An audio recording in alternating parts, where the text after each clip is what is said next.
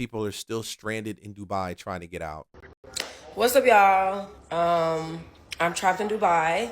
I came out here to celebrate my 30th birthday with one of my good friends, and everything just went left. As y'all can tell, CNN has been our best friend.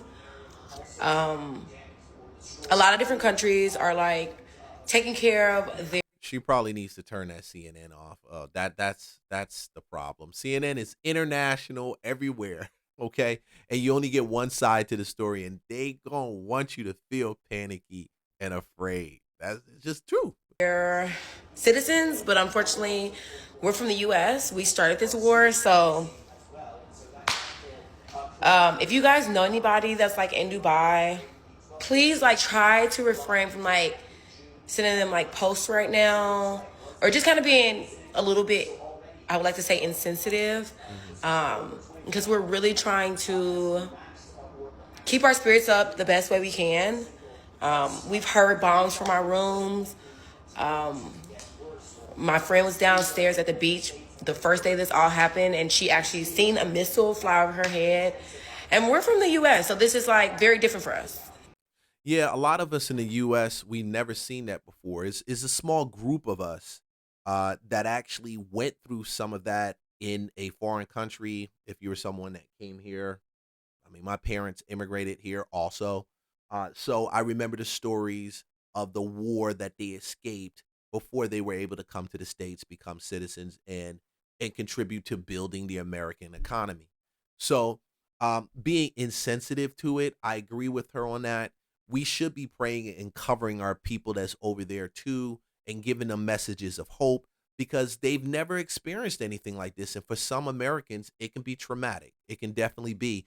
It makes you realize how the rest of the world operates because you live in a bubble where you don't see a lot. You don't see this. We see violence, mass shooting, but we don't see missile launchers fly over to our head, take out buildings with debris falling down. Some people live in that constant state of war. Yes, some of them do. And it gets really emotional when you think about like your family's 9,000 miles away, and they're not letting people in, and we can't leave. So it's like, so yeah, very, very strange out of body experience. We've kind of slept our days away to like contain the tears that's like flows after we wake up. But just pray for your people in Dubai. It's a very, very tough situation to be in, and I wouldn't wish this on my worst enemy. Um, yeah.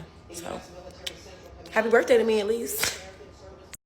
Happy birthday. Everyone's phone in the hotel was going off, and that's when they told us like missiles are coming your way. Were you scared? Very much so. Very much so. Yeah. What was running through your mind? What was running through my mind was to be as smart and effective as possible, as quickly as possible. Because there's 8 of us, it's very easy for a lot of things to get lost in translation. She's very good. She's right. I mean, assess what's going on, be as effective with your moves, prep, and make sure that you, if they're shooting at skyscrapers, or if it's landing in that particular area, you may need to find out if it's possible for you to move.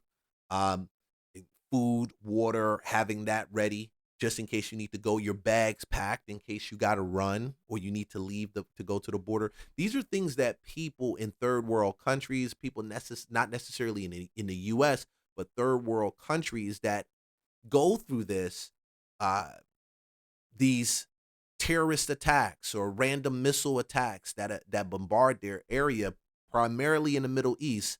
This is what they prep for a lot of times, and so Americans are actually seeing firsthand what the rest of the world is like.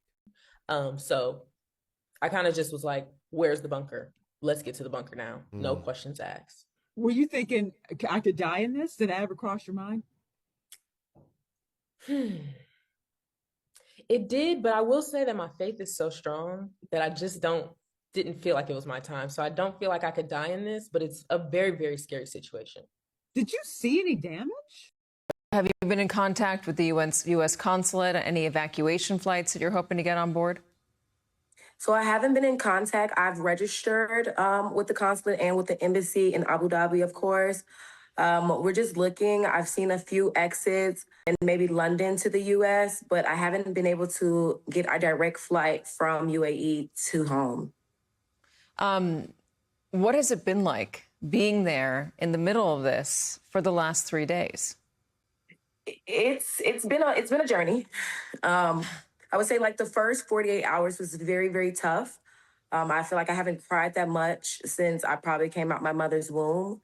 But I would say we've kind of like settled into it. It's Traumatic. It's very traumatic. I think anyone that's insensitive to the fact of how traumatic this is to people that don't grow up in these war zones, that's crazy. I mean, it doesn't matter. You shouldn't have to, just like with Mexico, you shouldn't have to go down there and experience an outbreak dealing with cartels and have to fight for your life or avoid stray bullets to get out. It's funny, just on the heels of Mexico, Americans were doing that. Now they're doing it in Dubai. Okay. So definitely slowed down on hearing like missiles and things like that. It's just a very out of body experience. And I just wouldn't wish this on anyone, honestly. yeah, it can be very traumatic. All right, a quick update on the Dubai situation as an American citizen out here. Just gonna shoot you guys straight.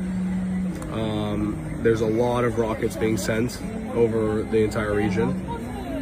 Most all of them, if not all of them, are pretty much being intercepted in the air. In the sky, you can see them.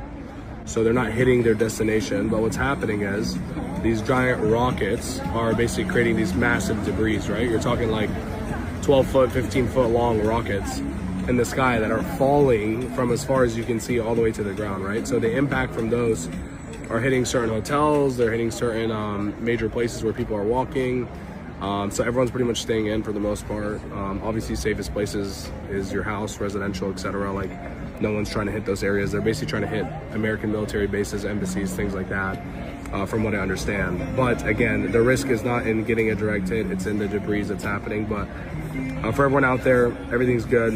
I'm sure all the people that are here visiting are safe. Dubai does an incredible job, and the UAE as a whole, of like making sure safety and protection is the number one thing in this country. And you feel it everywhere you go. So obviously the risk is the collateral damage from the missiles falling, but nothing from actually being directly hit or anything like that. So just an update to everyone. Your friends here are safe and they're fine. Hell, they're even probably partying tonight. Dubai is getting hit with missiles right now. I think it's in the city because I've heard very loud explosions. I just saw an interceptor missile literally just come right over my hotel. I'm on the 20th floor. I've also heard from friends that something landed and exploded on the palm at one of the hotels. No one was injured, like a smaller thing, but it looks like they are targeting the city, and I wouldn't be walking around right now. I'm about to get out and go to the desert for a day or two till this calms down, but stay safe out there. Pretty crazy. Yo, hey, it's crazy over there. Pray for them, keep them covered. At the end of the day, we believe and we know that Trump is gonna smash and destroy enough of that drone artillery, because that's what they're experiencing. A lot of that is coming from the drones that are flying into these buildings. They've got literally groups of drones, hundreds of drones, and set to fly out. So at this point in time, Trump has expressed that he is going to bombard those areas and weaken their aerial ability, just like he weakened their navy. And at this point in time, I believe there's about 20. There's 11. They had 11 naval ships. They're all going. All going. Like, subscribe, follow for more content. I'll see you guys on the next video.